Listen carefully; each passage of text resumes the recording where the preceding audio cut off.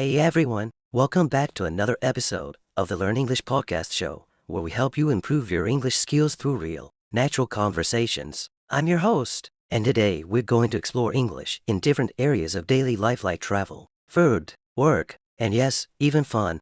This episode is perfect for those of you who want to build your vocabulary, improve listening comprehension, and feel more confident using English in a variety of situations. So grab a cup of tea or coffee and let's dive in.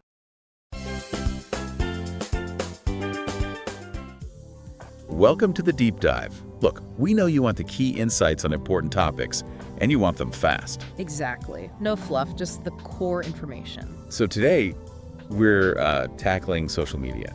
Its influence in the 21st century is just massive, right? We've looked at a bunch of different sources.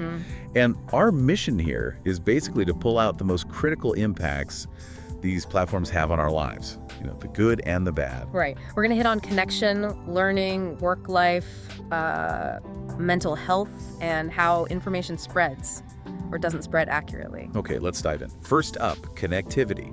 I mean, this is the big promise, isn't it? Keeping in touch. Definitely. Social media's really shrunk the world in that sense. Connecting with family, friends, doesn't matter where they are. And it's not just one-to-one. What about those online communities? Oh yeah, that's huge. People finding others with shared interests, maybe niche hobbies, or even for support, things they might not find locally. Like support groups and stuff. Exactly. And things like real-time messaging, video calls. They make these online connections feel, more real. Okay, moving beyond just chatting with friends, education and awareness seem to be big areas too, based on what we saw. Absolutely. It's become this informal learning resource. You've got educational pages, tutorials popping up everywhere. Study groups organizing online. Right. And getting access to learning materials almost instantly. That's a big shift. And awareness, like for global issues. Yeah, it's become a major platform for that. Raising awareness, mobilizing people for causes, getting news out fast. Sometimes too fast, maybe, but we'll get to that. Okay, let's talk about work, the professional world. Social media isn't just like an optional extra for businesses anymore, is it? Not at all. It's often central. Marketing, building a brand, talking directly to customers. Customer service even. Sure, and then you have the whole creator economy.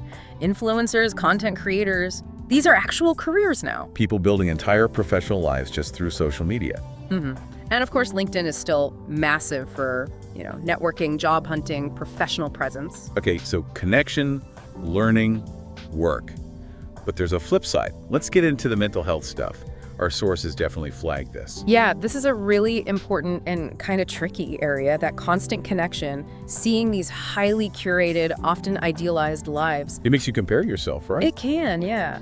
Leading to feelings of inadequacy, sometimes anxiety, even depression, according to some studies we looked at. And the pressure for likes, followers, online validation. That's a big factor, especially the sources point towards teenagers and young adults being particularly affected by this pressure. Right, which leads us to another challenge, misinformation, fake news. Oh, definitely. The speed that stuff can spread, it's alarming.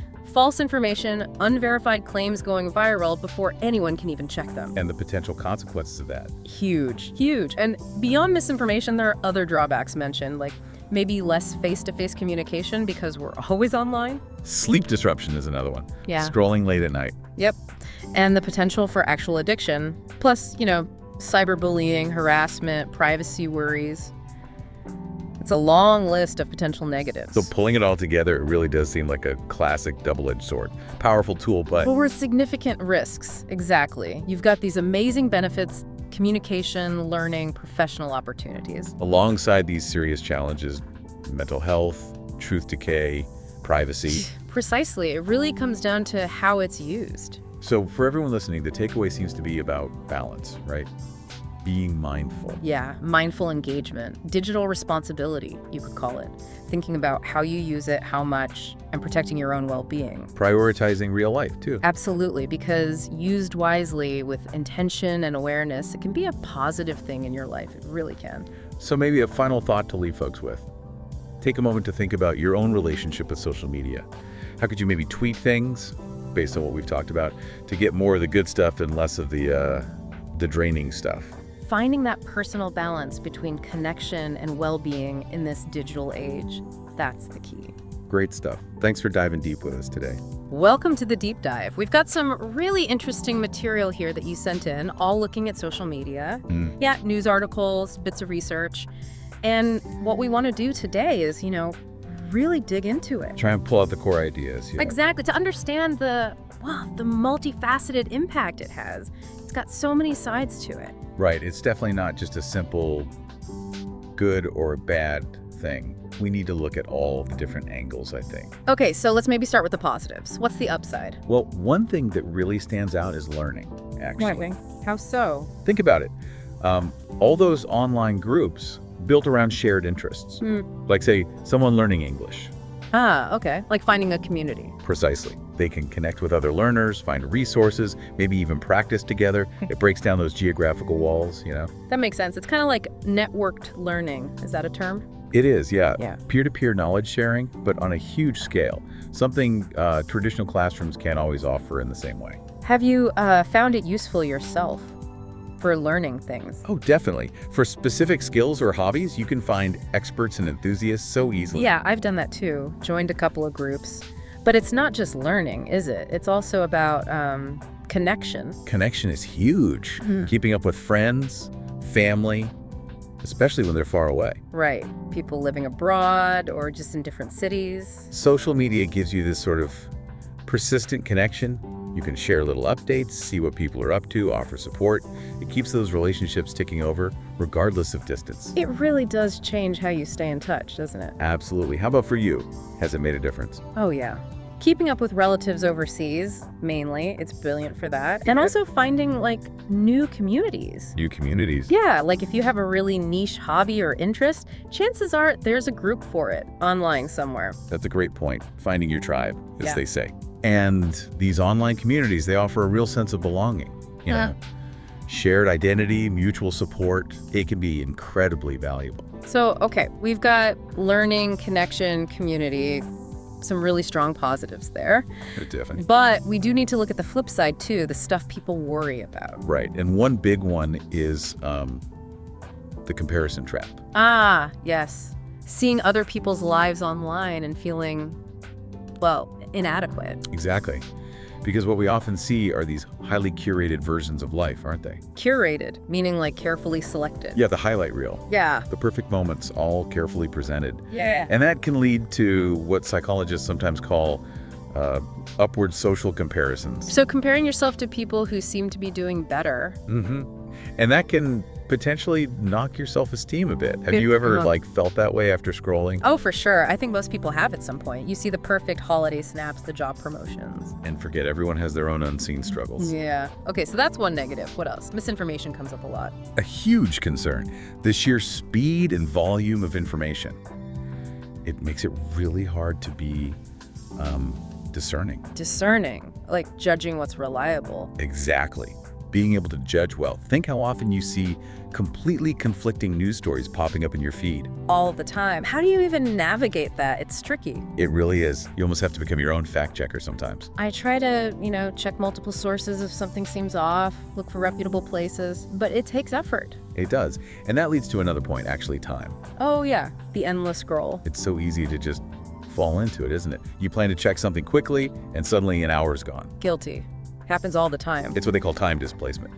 The time you spend scrolling is time you're not spending on other things, work, hobbies, sleep, talking to people face to face. How do you manage your own time on these platforms? Do you have any tricks? I try to be mindful. Maybe set intentions, like I'm going on to check messages, not just to scroll aimlessly. Sometimes it works, sometimes less so. Yeah, it's a constant battle, isn't it? A balancing act. It really is. Okay, so summing up, we've got these clear benefits. Learning opportunities, staying connected with people, finding communities. Real positives. But then we also have these significant challenges. Yeah. Negative comparisons, the struggle with misinformation, and just how much time it can consume. It's a real mixed bag. Yeah. The key thing, I think, is awareness. Awareness of both sides. Yeah. Understanding the potential upsides and the potential downsides, that helps you use it more intentionally in a way that actually benefits you rather than, detracting from your well-being. Makes sense. Be mindful, be intentional. Exactly. Right. So considering everything we've talked about, here's something for our listeners to think about. What's maybe one small change, one tiny adjustment you could make to how you use social media this week? Just to align it a bit better with your own goals or how you want to feel. That's a great question to ponder. Something to think about. Well, thanks for taking this deep dive with us today. All right, that brings us to the end of today's episode. I hope you enjoyed this little tour of English in everyday life, from travel to food, work to fun. If you liked this episode, please share it with your friends, leave a review, and don't forget to subscribe for more episodes coming soon. And, hey, what's your favorite way to practice English? Let me know by sending me a message or commenting on our socials. I'd love to hear from you. Thanks again for tuning in. I'm your host, and this was the Learn English podcast. Until next time, keep learning, keep practicing, and keep speaking. Bye for now.